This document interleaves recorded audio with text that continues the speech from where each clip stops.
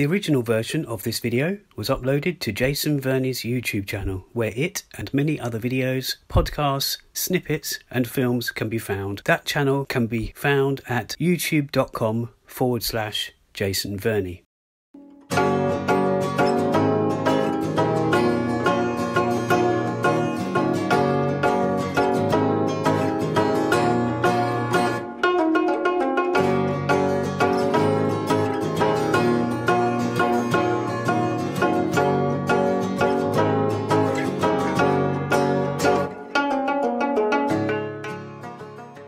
This is the Not So Korean podcast, and I am Jason Verney. And this is Timothy Holm. In this podcast series, we talk to one another, and sometimes with special guests, about what we know about Korea, what we don't know about Korea, what we want to know about Korea, and occasionally what we don't want to know about Korea.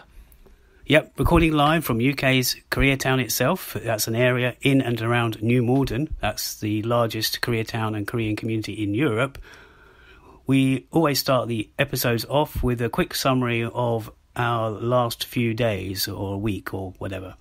So this one, we're going to be a little bit different from one or two other episodes. I normally pass this over to Tim, and he then passes this over to me.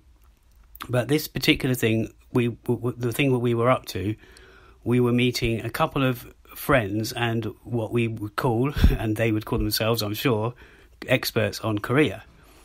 Tim, do you want to just tell us who they are, as in their names?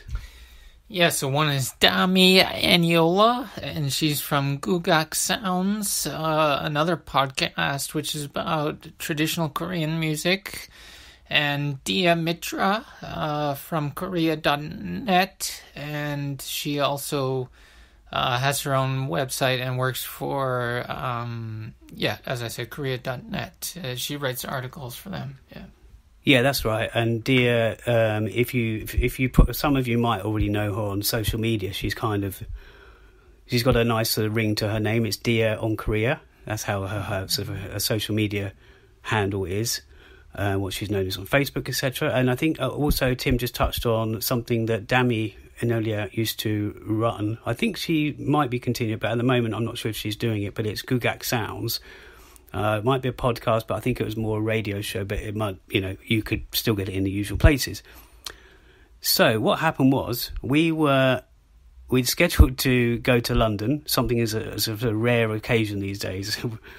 I've probably been up in London in about 16 months. I've probably been up there 3 times, and Tim's been up there almost, what, would you say the same? Yeah, I've only been there a couple of times in the past year or so, but yeah, we should specify central London, because technically we are living in London, or Greater London. Yes. So me and Tim, we might have mentioned this on another podcast, because we have this thing about, this is also, where New Malden is, it's in Surrey, but a lot of people... It's also in Greater London, so, but yes, we went to central London. We arranged to meet Diya, and we arranged to meet Dami, and we basically conducted a couple of interviews. But what we're going to do today is just basically give a bit of background about how we know Diya and Dami, and then what we're going to do is going to play a little snippet of interview from that day.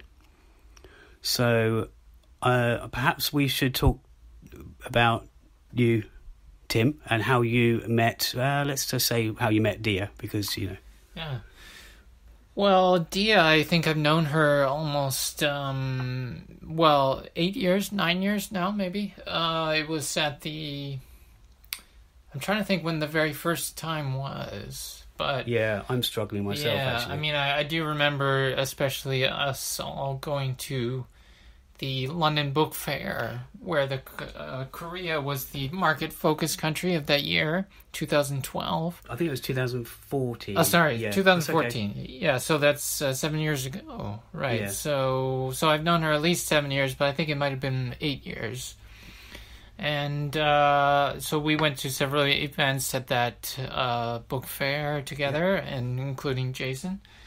Yep. And Yeah, I think that's the first time that I can recall. Yeah, I mean, I was actually when I was trying to think where I met Diya, it might have been at the KCC itself, because we used probably was.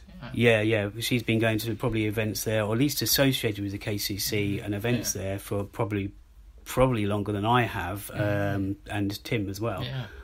So, but that was actually an eventful year for lots of things, but for the book fair, yes. I mean, there was we met up with Philip Goman. He was there. And who is Philip Goman, just for people who don't know? Yeah, just to refresh you from, we've mentioned this once or twice, but Philip Goman runs the brilliant website LondonKoreanLinks.net, and he's basically any event that you that's happening in the UK and someone's been kind enough to inform him or that he's found out about, there will be something on that website about it. There's a calendar that tells you every day there's something on about Korea, whether it's events relating to mostly South Korea, I guess, and also North Korea as well, whether that's films, art, and etc. But yes, there was also, we've hung around with Lewin. I think she had a website. And one others. But we did hang around a lot with Diya. I also, just to maybe a perhaps interesting fact, I did manage to, when I was in Korea, one of my trips there, been there 7 times now. But so far, if the world gets back to normal, I'll have an 8th trip.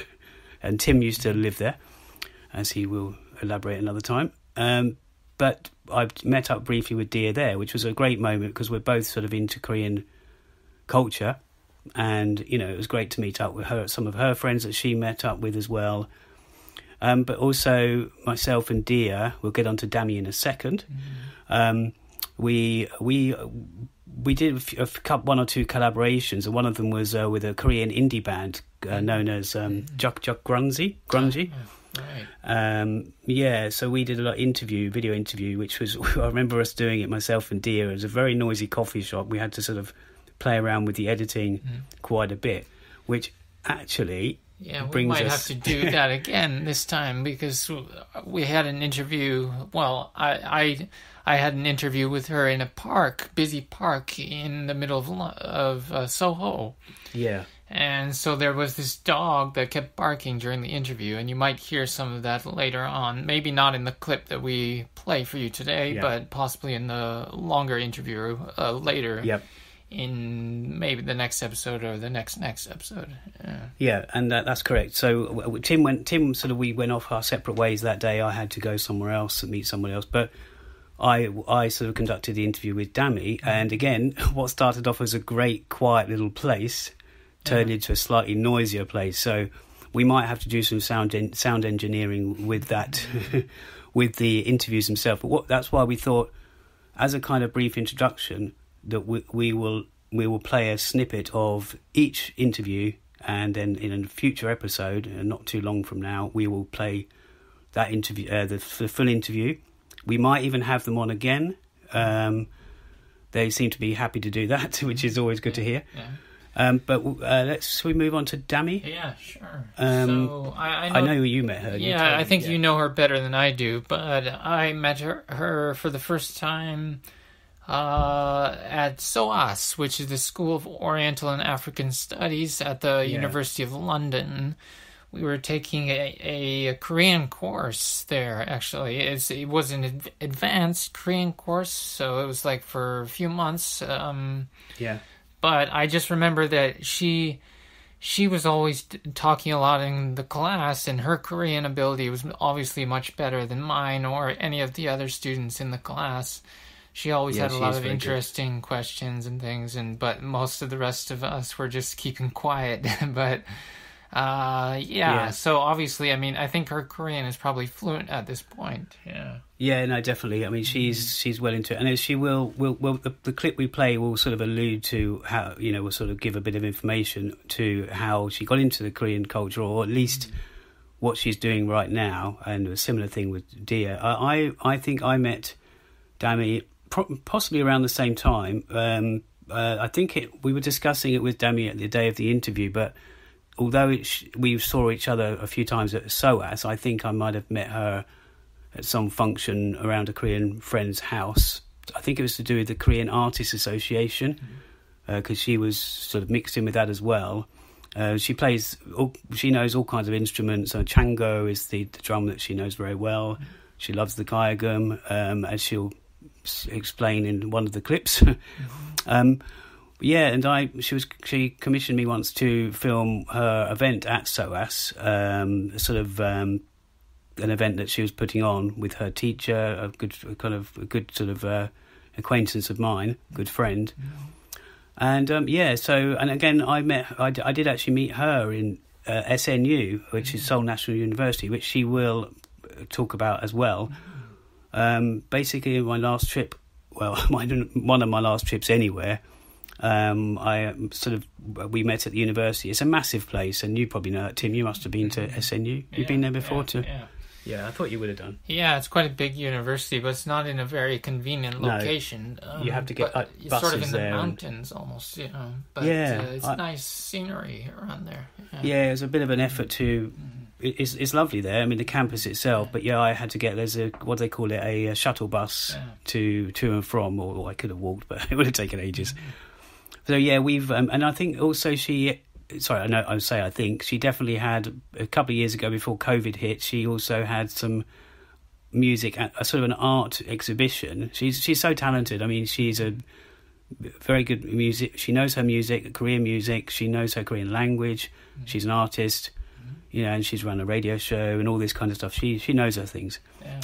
So I think we would probably... Shall we move on to one of the... Shall we play a clip from her interview now, so she can introduce herself? Yeah. Let's... So we'll do... Yeah, we'll play a clip from Dami just discussing things, and then we'll be able to talk a bit more. My name is Dami, and I'm a music composer. I got into Korean music, roughly about 10 years now.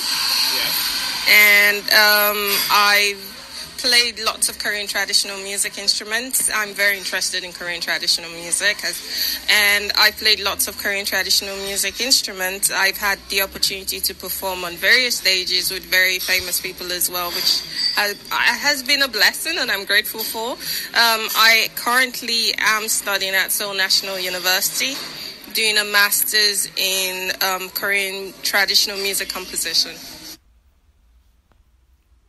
Okay, so that was Dami, and that's just a tiny snippet of the conversation we had with her on a few days ago. If the audio is sort of a bit up and down, that's because the sound engineering needs to be done. But so that was really, she had a lot of insightful things to say, and in the next, in the future episode, you will hear that. But next we will go to Diya and a few things that she had to say. So, hi, my name is Diya Mitra. I run a website which is called Diya on Korea, and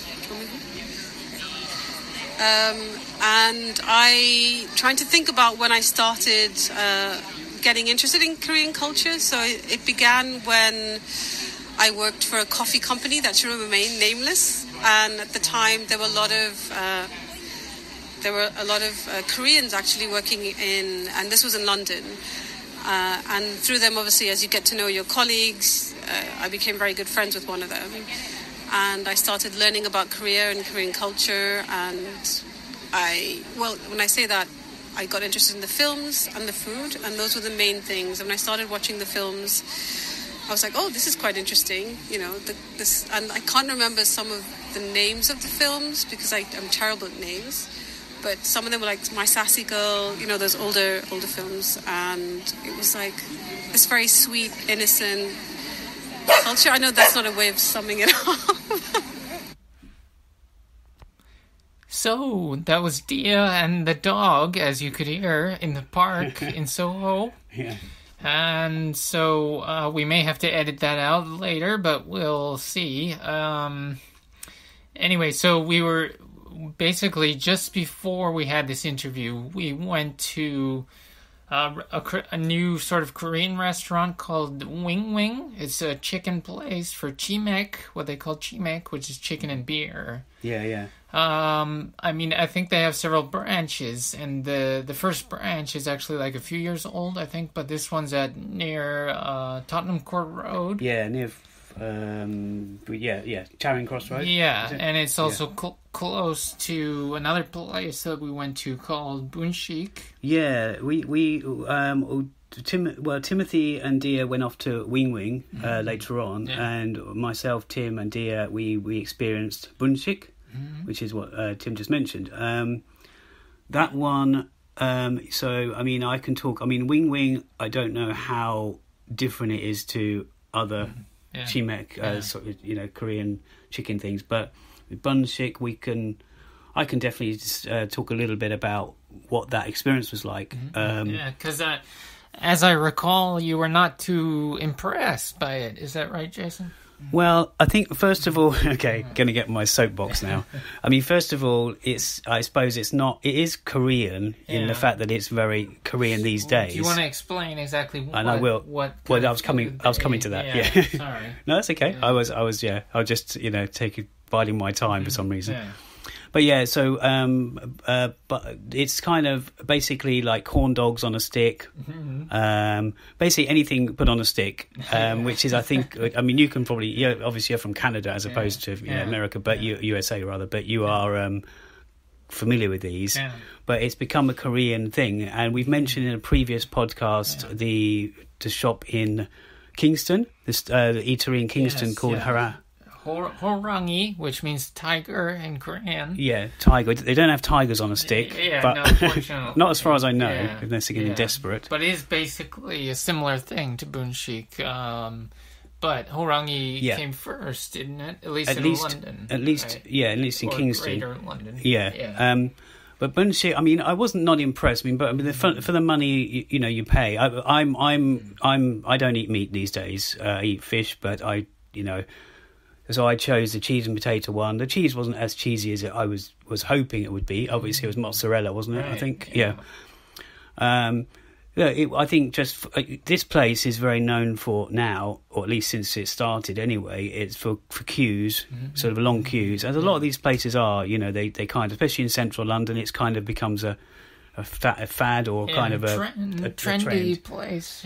It's and we all had something different, I guess. Tim had something, and Diya I had something called like the octopus,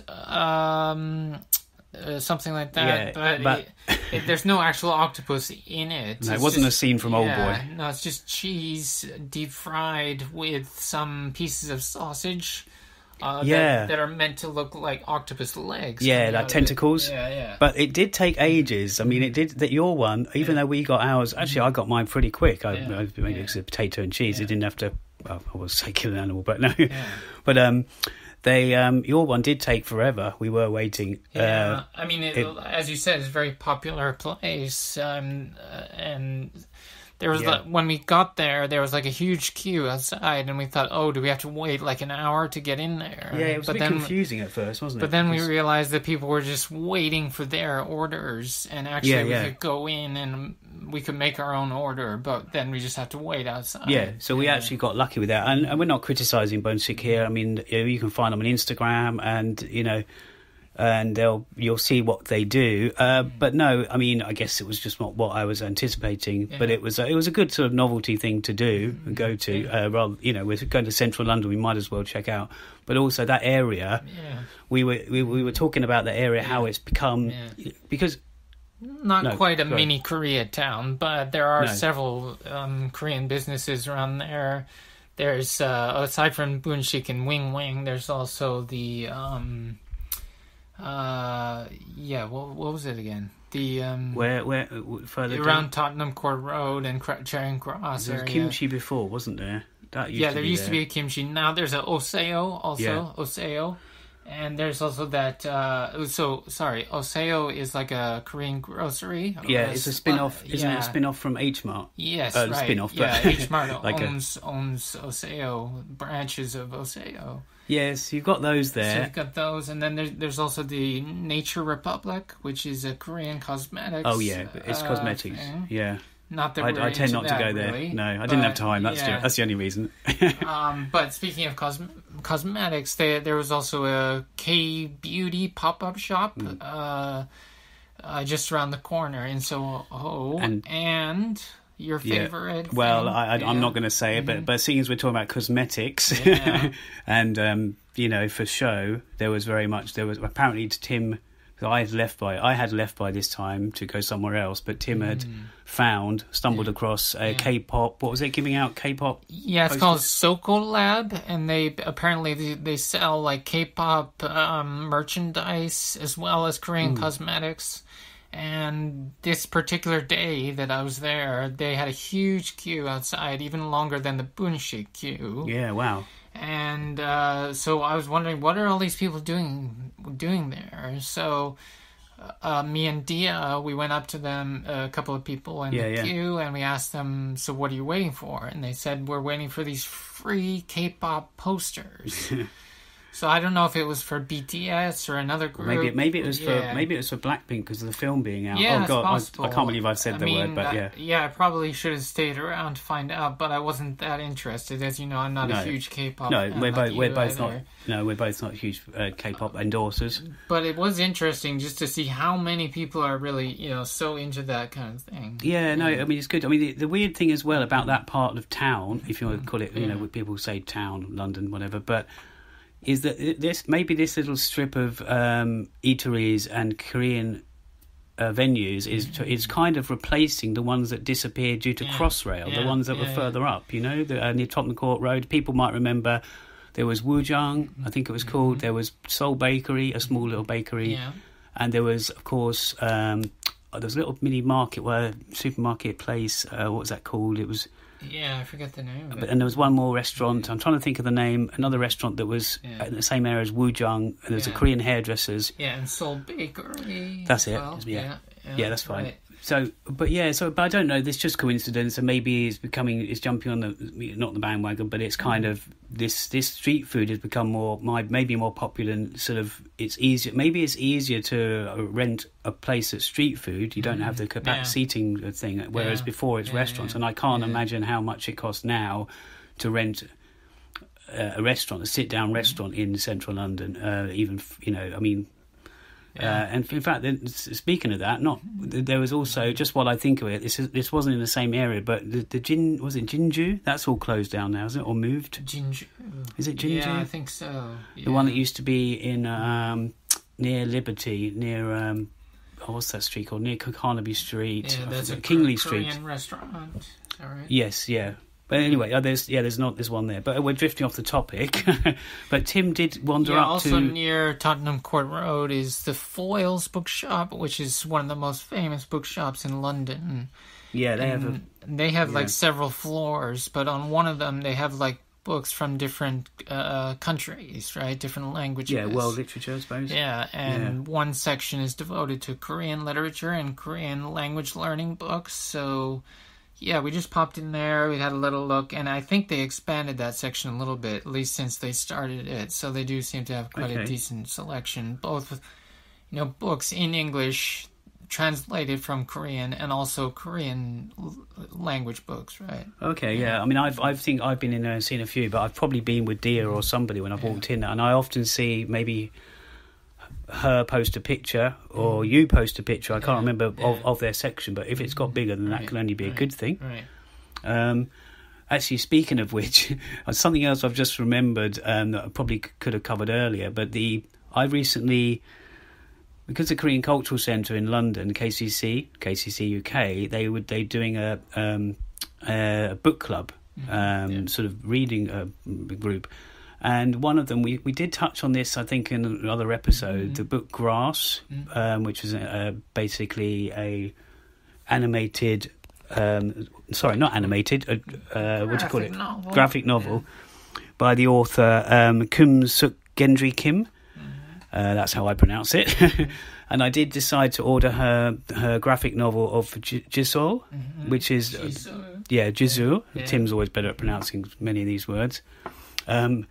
And I ordered the graphic novel because I love the film. It's about Jeju Sasam, the Jeju the 4/3 uprising, sort of the massacre on Jeju, which happened many decades ago. Well, not that long ago, but anyway. And I just was fascinated because I love that book Grass, which is about comfort women and other subjects. And I went to order it. Didn't realise the place I ordered it from that there was the French edition. So I got it home, opened it up. It looked beautiful. Everything looked beautiful. Then I sort of realised that the words that were coming out, the captions weren't.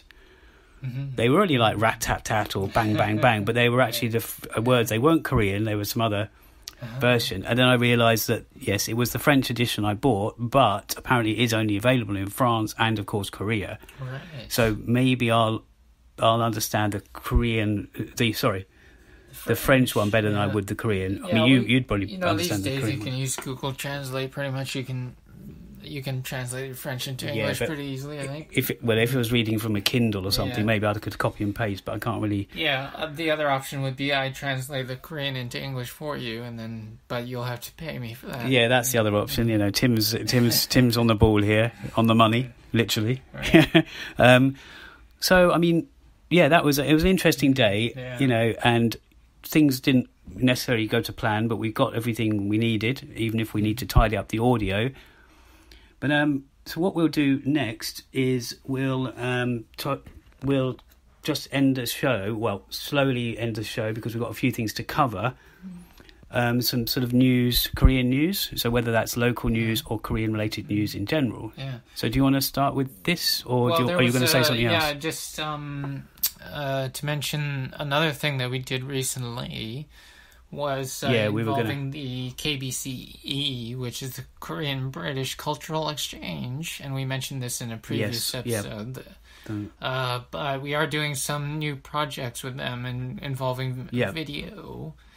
And so, do you want to talk about the one that we did recently? Yeah, basically we were going to cover this at the beginning, but we wanted to get straight into the Dami and Diya story. But we thought if we included this at the end with the news, because this is news of forthcoming items, video items. But we did a project with KBC, but it was also with social media, what do you call it, social media mini giant, Hanguk Hapa. Yeah. So that's Hanguk Hapa.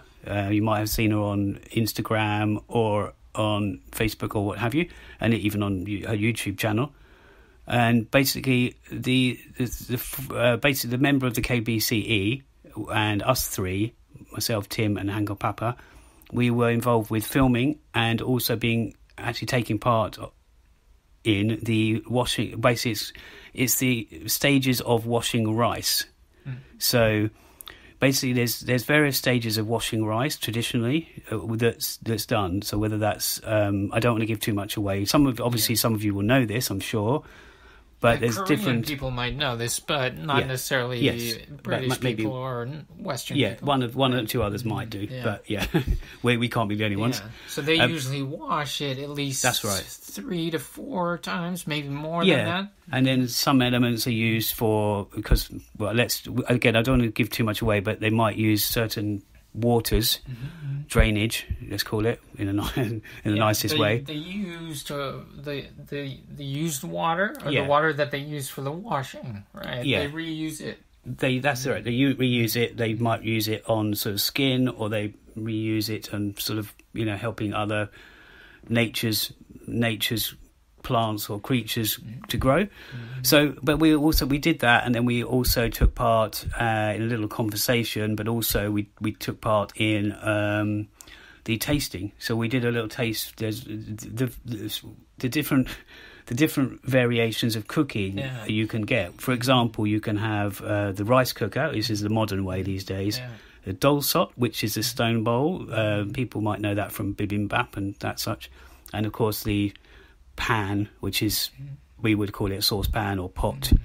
But where we did a taste and see which ones we liked the best, the most out of those. And it went pretty well. It took longer than we expected, but these things always do, I think. That was really interesting. And just to taste the different textures of the rice and the moisture and all that stuff was interesting. Then we had a big feast after that of Korean food. We weren't expecting it, but the kind lady who showed us how to wash and cook the rice, she kindly prepared this Korean food for us. She was so sweet. Yeah, she was really good, and she took part in interviews as well, and she just had a lot of time for us, which was very good. Yeah. But we're, leading on from that, we sort of almost within a day or so, I can't remember when it was now, but it's almost in the same area as where that took part. We were soon found ourselves in Worcester Park, and we found this. It's a martial arts venue or sort of teaching place. And it's also a Korean tea place, and they do tea from Jeju, and they have other kinds of tea there, but they also do archery. But it's actually interesting because this place we hadn't actually seen before. It's actually known as SKMA Health Centre, but also what's the other name? It's Hapkido, which is basically the name of a Korean traditional martial art, it's like the Hapkido Center in Worcester Park. Yeah, that's right. And Worcester Park is not so far away from New Malden. No, in case people don't know. Yeah, we've touched on this very briefly before, but the Korean community stretches out to Worcester Park and quite a bit further. But we went in there, and they do know the people that run the place that we've mentioned briefly before as well. The place in New Malden called Choice, or that's a Che''CE, which is also a cake and coffee with martial arts place, and they're actually they know each other, and I believe this one in Worcester Park came first, and so we're going to go back there, have some Jeju tea or peppermint tea. Green tea.